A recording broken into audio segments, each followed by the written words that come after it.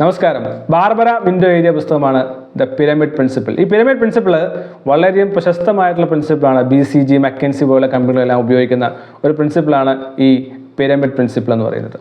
ഇത് especially documentation പോലെയുള്ള പ്രോസസ്സുകളാണ് ഈ പ്രിൻസിപ്പിൾ ഉപയോഗിക്കുന്നത്.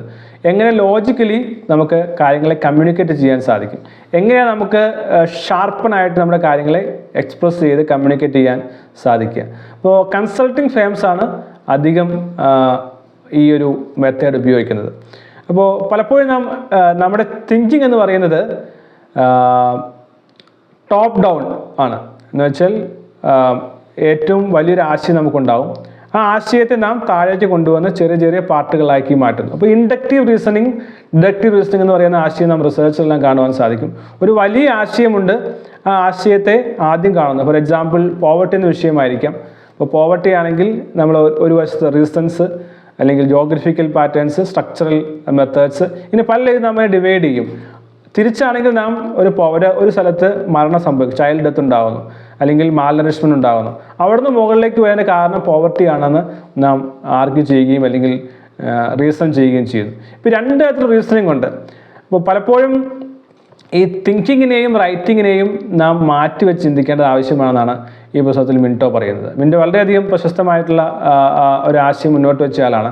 അപ്പോൾ തിങ്കിങ്ങും റൈറ്റിങ്ങും നാം തിരിച്ചറിയുക, രണ്ടും സെപ്പറേറ്റ് ചെയ്യേണ്ടത് ആവശ്യമാണ്. തിങ്കിങ് എപ്പോഴും ബോട്ടം അപ്പാണ്. ഒരു പ്രശ്നമുണ്ടായി, ആ പ്രശ്നത്തിൻ്റെ കാര്യത്തെ മനസ്സിലാക്കിക്കൊണ്ട് മുകളിലേക്ക് പോയി അതിൻ്റെ കോർ റീസൺ കണ്ടെത്തുന്ന അല്ലെങ്കിൽ വലിയൊരു ഐഡിയയിലേക്ക് പോകുന്നതാണ്. എഴുതുമ്പോൾ എപ്പോഴും ടോപ്പ് ഡൗൺ ആയിട്ടാണ് എഴുതേണ്ടത്. വലിയൊരു ആശയത്തെയാണ് നാം ഒരു പുസ്തകമായി അല്ലെങ്കിൽ ഡോക്യുമെൻ്റായി, കമ്മ്യൂണിക്കേഷൻ ഡിവൈസായി നാം ഉപയോഗിക്കേണ്ടത്. ഒരു വലിയ ഐഡിയ, ബിഗ് ഐഡിയ, അതിനെ മുകളിൽ നിന്ന് താഴേക്ക് വരുന്നതാണ് യഥാർത്ഥത്തിൽ റൈറ്റിംഗ് എന്ന് പറയുന്നത്, അല്ലെങ്കിൽ കമ്മ്യൂണിക്കേഷൻ സ്ട്രാറ്റജി എന്ന് പറയുന്നത്. അപ്പോൾ ഇതിനകത്ത് ഈ പിരമിഡ് പ്രിൻസിപ്പിളിൽ BCG അല്ലെങ്കിൽ McKinsey ഉപയോഗിക്കുന്ന ഈ പ്രിൻസിപ്പിളിൽ 3 കാര്യങ്ങളാണ് ഈ പിരമിഡിൽ കാണാൻ സാധിക്കുന്നത്. ഒന്ന്, ആൻസർ. ഒരു വിഷയത്തിനുള്ള ഉത്തരമാണ് നാം ഒരു പുസ്തകമായി അല്ലെങ്കിൽ ഡോക്യുമെൻ്റായി എഴുതുന്നത്. So that is first is answer. രണ്ടാമത്തെ, ആർഗ്യുമെൻറ്റ്. ഈ ആൻസർ നിങ്ങൾ പറയുന്നുണ്ടെങ്കിൽ, ഫോർ എക്സാമ്പിൾ പ്രൊഡക്ടിവിറ്റി അച്ചീവ് ചെയ്യാനായി വിഷ്വലൈസേഷൻ യൂസ് ചെയ്യുന്നതാണ് നിങ്ങളുടെ answer. Visualisation is the answer for productivity. അങ്ങനെയാണെങ്കിൽ എന്തുകൊണ്ട് വിഷ്വലൈസേഷൻ ഉപയോഗിക്കണമെന്നുള്ളതിൻ്റെ ആർഗ്യുമെൻറ്റ്സ്, അതൊരു 3 മുതൽ 5 വരെ ആർഗ്യുമെൻറ്റ്സ് നമുക്ക് കൊടുക്കുവാൻ സാധിക്കും. അടുത്തത്, ഡാറ്റ സപ്പോർട്ട്. വെറുതെ പറഞ്ഞിട്ട് കാര്യമില്ല, അതിനകത്ത് ഫാക്ട്സും ഫിഗേഴ്സും പറയുവാൻ സാധിക്കണം. എന്തുകൊണ്ടാണ് അത് സംഭവിക്കുന്നത്, അങ്ങനെ എത്ര പേർക്ക് സംഭവിച്ചിട്ടുണ്ട്, അതിൻ്റെ കാരണം എന്താണ്. ഫാക്ട്സ് ആൻഡ് ഫിഗേഴ്സ് വെച്ച് ഡാറ്റ വെച്ച് സപ്പോർട്ട് ചെയ്യാനായിട്ട് നമുക്ക് സാധിക്കണം. കുറേ ആശയങ്ങൾ ഒരു പുസ്തകത്തിലോ ഒരു കമ്മ്യൂണിക്കേഷനിലോ കൊണ്ടുവരാതിരിക്കുക. എപ്പോഴും ഒരു ബിഗ് ഐഡിയ ഉണ്ടാക്കുക.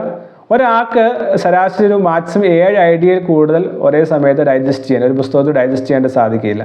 അപ്പോൾ അതുകൊണ്ട് അത് തീർച്ചയായും ശ്രദ്ധിക്കണം. ഒരു ബിഗ് ഐഡിയ, ആ വലിയ ബിഗ് ഐഡിയയിൽ നാം നിൽക്കേണ്ടത് ആവശ്യമാണ്. ഇനി ക്രോണോളജിക്കൽ ഓർഡറിലും ഒപ്പം തന്നെ സീക്വൻഷ്യൽ ഓർഡറിലും നമുക്ക് എഴുതുവാൻ സാധിക്കണം. പലപ്പോഴും ആളുകളുണ്ട്, ഒരു പുസ്തകം ഒരു പേജ് വായിച്ച് അടുത്ത പേജിലേക്ക് അടുത്ത ചാപ്റ്ററിലേക്ക് പോകുമ്പോൾ ഒരു കണക്ഷൻസ് ഉണ്ടാകില്ല. അപ്പോൾ അതുകൊണ്ടാണ് ഇദ്ദേഹം പറയുന്നത് ഗ്രൂപ്പിംഗ് എന്ന് പറയും. ഇപ്പോൾ ഗ്രൂപ്പിംഗ് എന്ന് പറഞ്ഞാൽ ഒരേപോലത്തെ ആശയങ്ങളെ ഗ്രൂപ്പ് ചെയ്യാൻ സാധിക്കണം. മറ്റു കാര്യമാണ് സ്ട്രക്ചർ ചെയ്യുക എന്ന് പറയുന്നത്. വെറുതെ പുസ്തകം എഴുതിയിട്ട് കാര്യമില്ല, കമ്മ്യൂണിക്കേഷൻ ഡോക്യുമെൻ്റ് എഴുതിയിട്ട് കാര്യമില്ല, അതിന് പ്രോപ്പറായിട്ടുള്ള സ്ട്രക്ചർ ഉണ്ടായിരിക്കും. ഇപ്പോൾ PhD ഒക്കെ ചെയ്യുകയാണെങ്കിൽ PhD എങ്ങനെയാണ് ചെയ്യേണ്ടത് എന്നുള്ള സ്ട്രക്ചേഴ്സ് കൃത്യമായി നമുക്ക് കിട്ടും. അതിന് ഇൻട്രൊഡക്ഷൻ ഉണ്ട്, കോണ്ടന്റ് ഉണ്ട്, ലിറ്ററേച്ചർ റിവ്യൂ ഉണ്ട്, തിയററ്റിക്കൽ ഫ്രെയിംവർക്ക് ഉണ്ട്, മെത്തഡോളജി ഉണ്ട്, ഡിസ്കഷൻസ് ഉണ്ട്, റെഫറൻസ് ഉണ്ട്. അപ്പോൾ ആ ഒരു സ്ട്രക്ചർ തീർച്ചയായും നമ്മുടെ എഴുത്തുകളിൽ തുടരേണ്ടത് ആവശ്യമാണ്. അപ്പോൾ ഇങ്ങനെ deductive reasoning, chronological order, structuring, comparative analysis, ഇങ്ങനെ പല കാര്യങ്ങളും ഈ പുസ്തകത്തിൽ പറയുന്നുണ്ട്. ഈ പുസ്തകം എല്ലാവർക്കും ആപ്ലിക്കബിൾ ആണോ എന്ന് ചോദിച്ചു കഴിഞ്ഞാൽ എല്ലാവർക്കും ആപ്ലിക്കബിൾ അല്ല. പക്ഷേ ഒരു കൺസൾട്ടിങ് മേഖലയിൽ അല്ലെങ്കിൽ ഡോക്യുമെൻറ്റേഷൻ മേഖലയിൽ, റിപ്പോർട്ട് റൈറ്റിംഗ് മേഖലയിലൊക്കെ പ്രവർത്തിക്കുന്ന ആളുകൾക്ക് തീർച്ചയായും വലിയ പ്രൊഡക്ടിവിറ്റി ഉണ്ടാക്കാനായിട്ട് ഈ പിരമിഡ് പ്രിൻസിപ്പിൾ സഹായിക്കും. വായിക്കാം. Barbara Minto. Book name is pyramid principle. ജീവിതത്തിൽ വലിയ മാറ്റവും പ്രൊഫഷണൽ സക്സസ് ഉണ്ടാക്കാൻ നമുക്ക് സഹായിക്കട്ടെ. All the best.